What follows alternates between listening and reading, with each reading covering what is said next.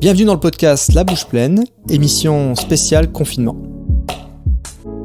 Ça fait maintenant 4 semaines que le Québec est confiné et j'ai eu envie de prendre des nouvelles des chefs de la saison 1 de La Bouche Pleine, savoir comment ils vivaient la fermeture de leur restaurant, comment ils voyaient la survie du monde gastronomique à Montréal et surtout de ce qu'ils faisaient de tout ce nouveau temps libre. Promis, une émission zéro anxiogène. Ça fait juste du bien d'avoir des nouvelles des gens qu'on aime. On continue cette série avec Antonin Mousseau du restaurant Le Mousseau à Montréal, que j'ai retrouvé le temps d'un FaceTime dans son appartement. Dans son épisode, que je vous invite à écouter si c'est pas déjà fait, on avait parlé musique, dessin, hip-hop et comfort food, et vous allez entendre que c'est pas super éloigné de son confinement actuel.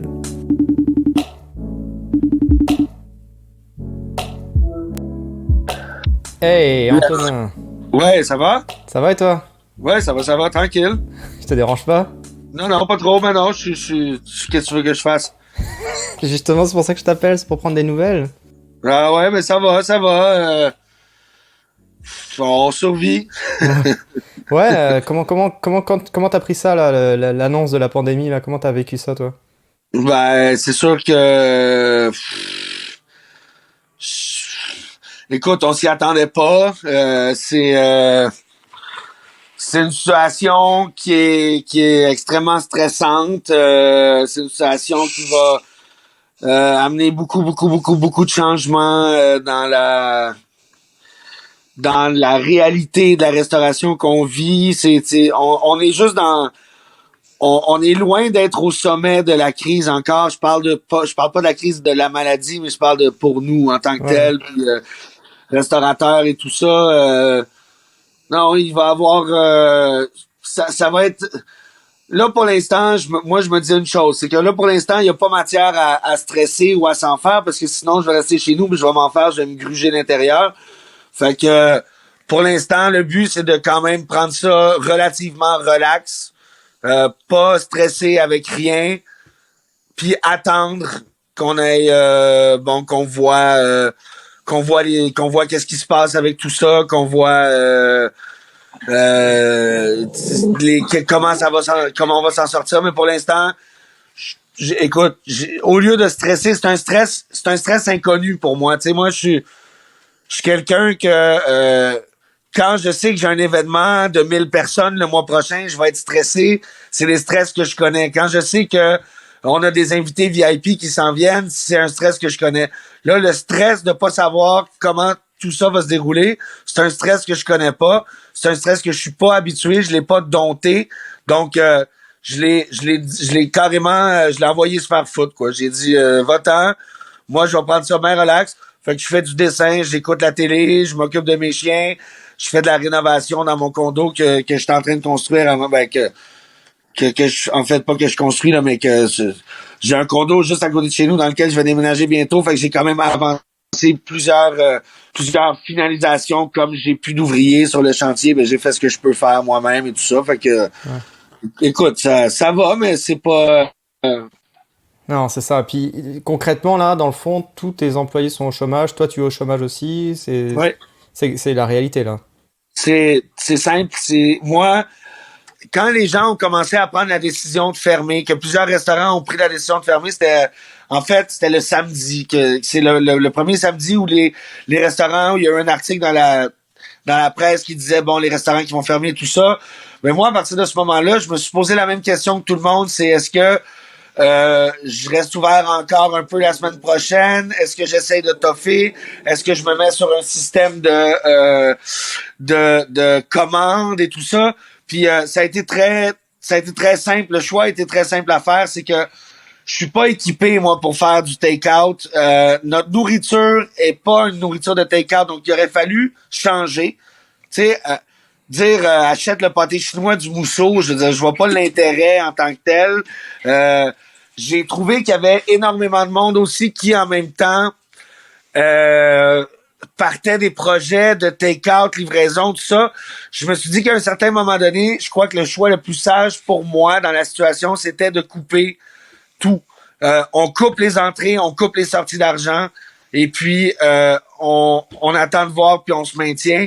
Parce que faire du take-out et tout ça, ça m'aurait coûté quand même beaucoup de frais. Il y aurait eu une gestion que j'ai pas. Comment je fais pour créer un système à la dernière minute là pour prendre les commandes, les livraisons et tout ça. Fait que pour moi, c'était très je me voyais pas partir dans un projet comme ça vers l'inconnu. Je me suis dit, je crois que ce qu'il y a de mieux, c'est mettre tout le monde sur le chômage le plus rapidement possible. Comme ça, on peut s'assurer qu'ils ont tous tu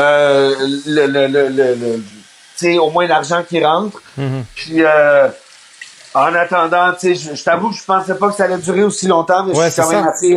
Est-ce que ça se peut que tu cogites à une solution si jamais ça perdure parce que là on voit les festivals annulés cet été, ça a l'air d'être plus long que prévu, hein.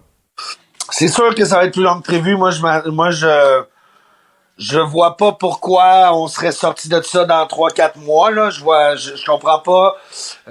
Peut-être que oui, peut-être c'est moi qui est trop pessimiste, mais même après, les habitudes des gens, on vend des trous dans l'habitude des gens. Est-ce que, tu sais, oui, c'est sûr qu'il y a des gens qui ont leur plein salaire, il y a des gens qui continuent à pas travailler puis à avoir, tu sais, quand même, à avoir une bonne rentrée d'argent quand même, mais je pense pas que les gens, quand ça va finir, vont se mettre à dépenser comme des fous.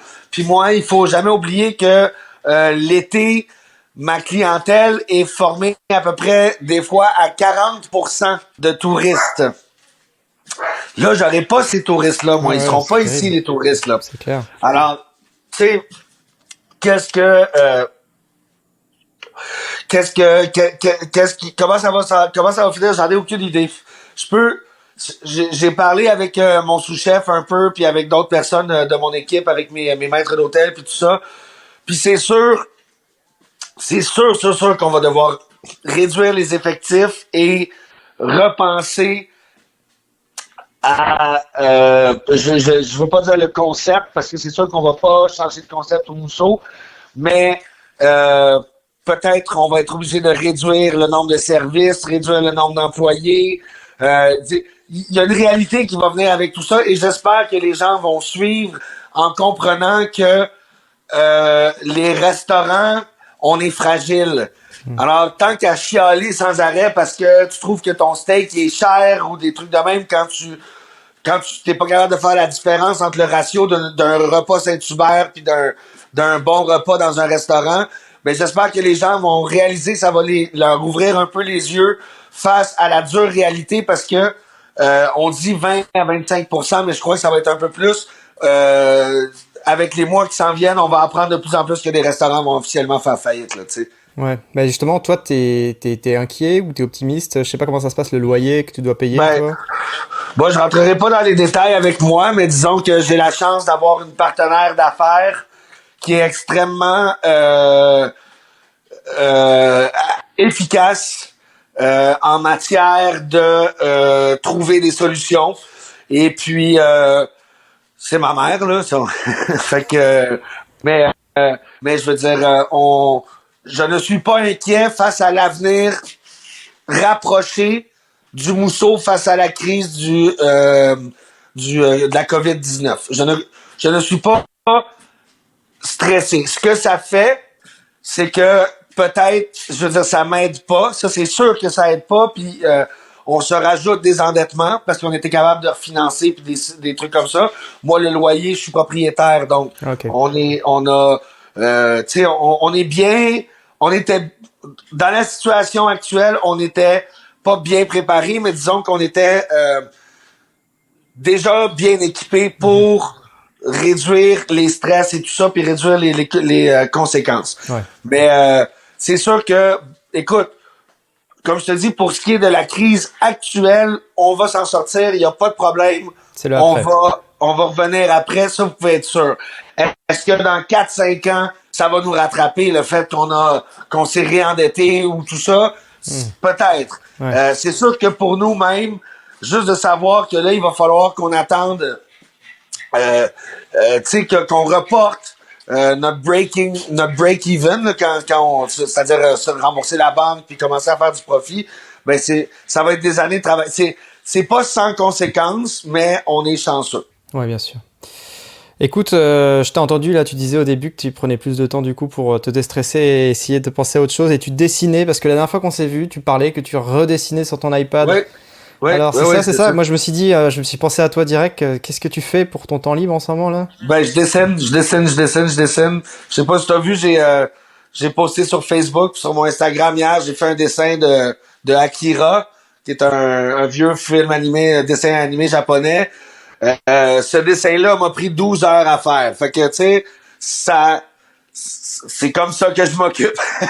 Et ça te fait du bien. Et c'est weird quand même parce que quelqu'un qui est dans ta profession, quelqu'un qui est chef comme toi et quelqu'un qui travaille tout le temps, tout le temps, tout le temps, ça doit être trop bizarre du jour au lendemain de se retrouver avec rien entre guillemets à Ah, faire. c'est sûr, mais c'est dur pour tout le monde, là. Faut pas, tu sais, je veux pas pisser plus haut que personne, là, mais c'est sûr que les gens comme moi, tu sais, oui, être chef, mais au stade où j'étais rendu, moi, je suis plus un restaurateur maintenant. Fait que moi, ma job, c'est sans arrêt de courir, de régler des solutions, d'arriver, de dire, OK, on fait ci avec tel ingrédient. Mhm. Maintenant, il faut que je m'en aille à la radio. Après, il faut que j'aille vous acheter de l'alcool. Après ça, il faut que j'aille... Je suis toujours en train de courir, en train de... Et là, tout a arrêté du jour au lendemain. J'ai pas le choix de répondre à tous les appels, à tous les textos qu'on m'envoie. Tu sais, habituellement, je réponds pas parce que je suis dans l'auto, je suis occupé, puis là, le soir, ben là, je fais ma liste, puis là, je réponds, ben là, tu sais, j'ai du temps pour tout. C'est très, je te dirais que c'est très déstabilisant. Ouais, c'est ça. Même si je bouge tout le temps, je suis pas quelqu'un qui n'aime pas rien faire non plus. Fait que là, en ce moment, pour moi, de rien faire, d'écouter des films ou des séries que c'est la 10e fois que j'écoute à peu près, tu sais, j'ai fait le tour de Netflix au complet. Alors Ben, justement, je voulais savoir, c'était quoi ta reco culturelle? Qu'est-ce que tu recommandes aux gens, aux éditeurs d'écouter? Ou je sais pas, de la musique, un livre? ouais, mais écoute, en cette période, ben ça, c'est moi. Psychologiquement, il y a peut-être de quoi à comprendre là-dessus, mais moi, je ne reste que sur du classique. Des choses qui me sentent, qui me donnent des sentiments de bien-être. J'ai pas envie de découvrir un nouvel artiste et de me rappeler toute ma vie que je l'ai découvert parce que j'étais dans le coronavirus puis j'avais rien à faire. Tu sais, moi, pour l'instant, je réécoute point de vue musical, j'ai repassé tout le vieux rap marseillais des bonnes époques. Je suis tombé dans le vieux parisien aussi, dans du Fab, Scred Connexion, tu sais, Monsieur R, Haddock-1, des vieux, des trucs que, tu sais, juste des trucs qui me font rappeler une époque de ma vie où j'étais bien, tu sais. Ouais. Puis c'est la même chose avec la nourriture. Les gens me disent qu'est-ce qu'on cuisine pendant le confinement. Mais écoute, si t'as envie d'aller faire 4-5 magasins, de chercher des produits de luxe puis de faire un gros repas, c'est à toi. Mais moi, si j'étais toi, je garderais ça très simple, avec des choses qui nous rendent heureux et qui euh, nécessitent pas tant d'efforts que ça. C'est pas parce qu'on est en confinement que t'as envie de passer 6 heures à faire à manger. Moi, je reste dans des classiques qui me réconfortent, autant pour la musique, autant pour les films, autant pour les livres. Depuis le confinement, j'ai pas lu un nouveau livre. Je fais juste bouquiner des choses que j'ai déjà lues. Ok. Mais ça, c'est psychologique, c'est Ah moi. ouais, Psychologiquement, réconfortant. Ah ouais. j'ai l'impression que ça me Ouais, rassure. oui, tout à fait. Tout est stable. Il faut que les choses soient stables autour de moi pour que je me sente rassuré dans cette espèce de folie non stable en ce moment. Fait que, tu sais, je reste très simple dans ce que je mange. Hier, j'ai mangé une fondue au fromage. Tu sais, je veux dire, des choses simples, réconfortantes et même chose point de vue musique et livre et tout ça. Ressortir j'ai ressorti un vieux livre Mon bel oranger qui est un livre que j'ai lu quand j'étais très jeune, mais je veux dire, je l'ai lu en 3 heures à peu près, même pas, parce que ça me faisait du bien, je savais, mais j'ai pas envie de... Je pense pas que c'est le moment de commencer à... Ben, ça, la vie est différente pour tout le monde, mais pour moi, c'est un moment où je dois euh, limiter tout ce qui est anxiogène le plus possible, Mhm. puis rester dans des conforts Mhm. pour rester sain dans cette crise-là, sinon je vais sûrement devenir fou. Ouais, tu fais bien. Écoute, Antonin, merci beaucoup pour ton temps. Ça fait plaisir. Journée. Puis, regarde, merci. Donner quelques nouvelles. J'ai l'impression d'avoir réentendu un peu l'épisode qu'on a eu ensemble. Du réconfort, du rap et du dessin. Exactement. J'ai pas changé depuis. Porte-toi bien et bon courage pour le confinement. Ok, c'est cool. Merci d'avoir appelé. Ciao. Si vous découvrez le podcast avec cet épisode, déjà bienvenue. Ensuite, n'hésitez pas à aller écouter les précédents épisodes et suivre l'émission sur Instagram, @La Bouche Pleine Podcast. Et puis, si l'émission vous plaît vraiment, vous pouvez toujours mettre 5 étoiles et un petit commentaire sur Apple Podcast, ça fait toujours plaisir. On se retrouve pour le prochain épisode et d'ici là, bon confinement à tous.